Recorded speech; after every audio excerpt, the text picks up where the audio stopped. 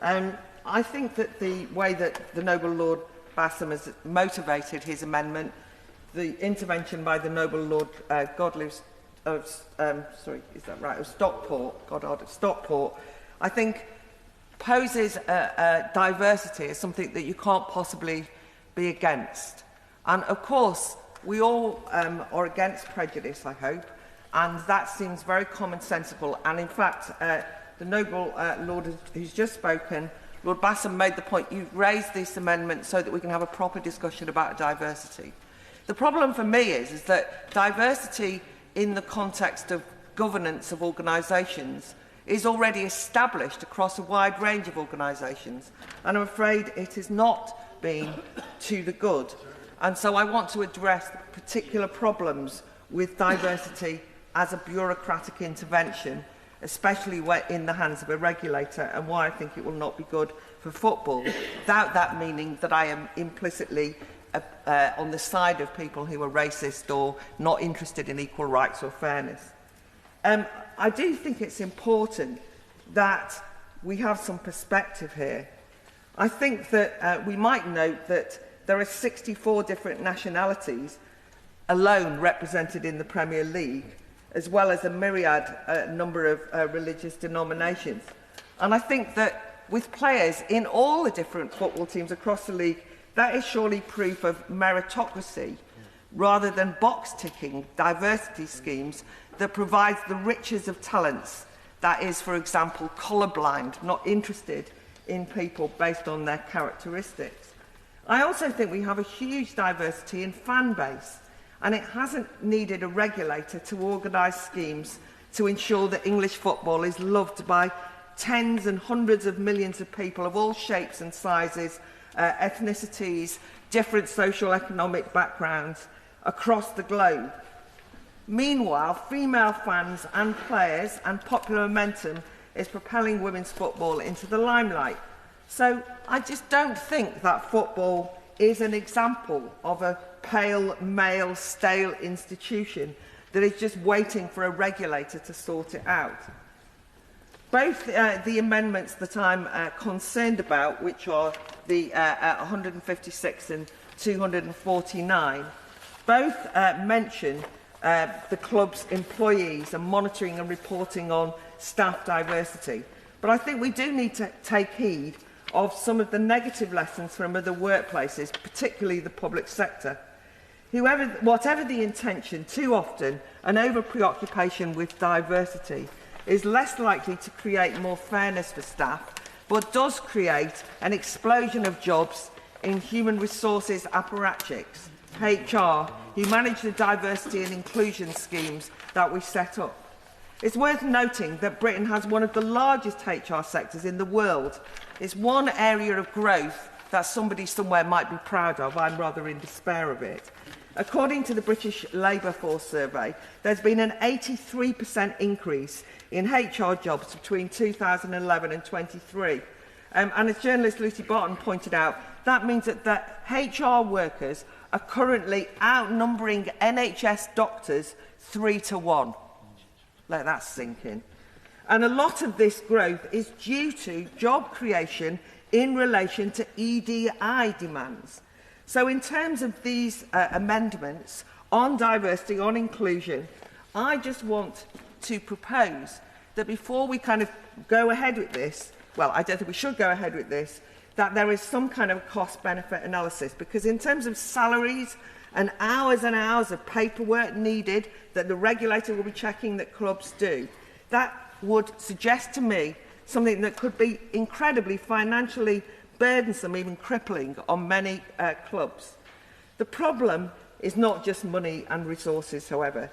The growth of HR in today's cultural climate tends not to be a neutral act. It comes with the baggage of political ideology, if we're honest about it. And if you look at some of the work being done by Civic Future, they have explained that HR has moved from responding to an organisation's needs to shaping them. So I just think we need to be careful what we're wishing for here. The aim might be to reduce discrimination, but often it's just a green light in increasing discrimination complaints, claims and even lawsuits. Data from employment tribunals show there's been a significant rise in cases brought using the Equality Act in the 2020s compared with the 2010s.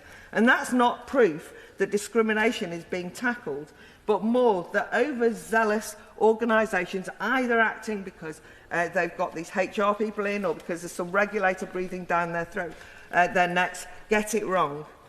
Just think about what's happened just over this weekend when we found out that the security forces have said that they're going to not recruit white British students on their internship schemes. And already people are talking about going to court because that is racist, discriminatory, unlawful. And their justification, by the way, is diversity. It's exactly the same as what happened with the RAF last year, who were forced to apologise when it emerged that it was unlawfully discriminating against white male recruits. Let me also remind you of the landmark case of Maya Forstater, who lost her job for expressing gender-critical views, all in an attempt to be inclusive of trans employee. Her employers actually ended up breaking anti-discrimination laws for firing her. But because for all of this talk of tackling discrimination and creating more diverse workplaces, in this case, in football clubs, we never tackle the lack of diversity of opinions. That question is not ever raised, and I think we already heard from the noble Lord Ray, that if you're a female football fan who expresses a gender-critical view, you might end up getting disciplined by your football club. So you have to just query all the time what these words mean, what exactly is happening here. Too often, football, when it has entered into the political arena, which is why I don't want it to, adopts a homogenous worldview, such as that which took hold at the height of the embrace of Black Lives Matter in the mid-2020s, when fans who were less than keen on taking the knee gesture that some players endorsed in, or were sceptical of BLM's anti-white defund the police policies, were then denounced as racist. Or just ask Crystal Palace's Mark Gueye, who has been reprimanded for wearing a rainbow armband declaring "I love Jesus," apparently transgressing the FA rule not to use equipment to promote political, religious or personal slogans. But what is that of those armbands, which are actually being promoted by the Premier League, if not a blatant partisan campaign slogan for inclusion ideologies?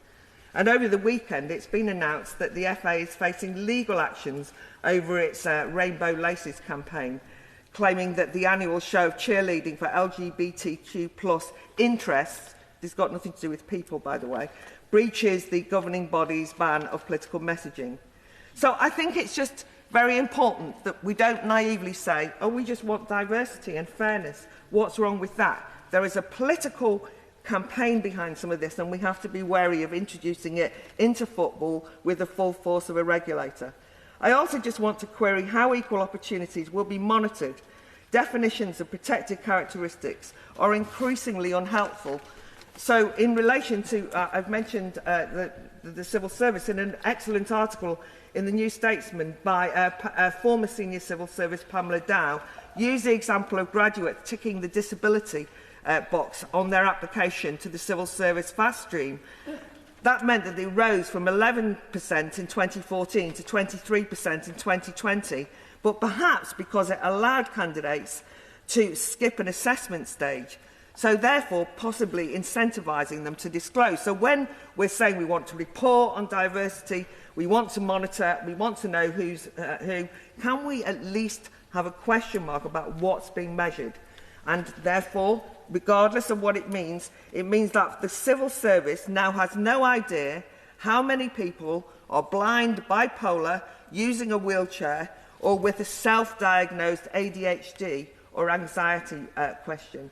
I don't think that sort of statistics are helpful, and I'm worried about, therefore, just taking on board, mandating it, box-ticking, and therefore actually not doing anything for people with disabilities. I'm especially disturbed by the explicit mention of monitoring the diversity makeup of season ticket holders.